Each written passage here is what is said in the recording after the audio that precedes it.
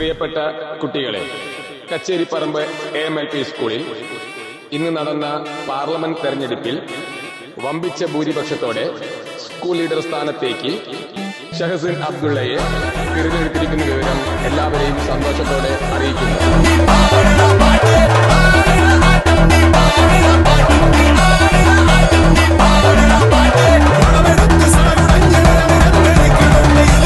അതോടൊപ്പം ക്ലാസ് ലീഡറായി റെയ്സ ഫാത്തിമയെയും എഡ്യൂക്കേഷൻ ആൻഡ് ഡിസിപ്ലിൻ മിനിസ്റ്ററായി ദിഷിൻ ദേവിനെയും ഹെൽത്ത് മിനിസ്റ്ററായി അദ്രജയെയും തിരഞ്ഞെടുത്തിരിക്കുന്ന വിവരം എല്ലാവരെയും സന്തോഷത്തോടെ അറിയിക്കുന്നു.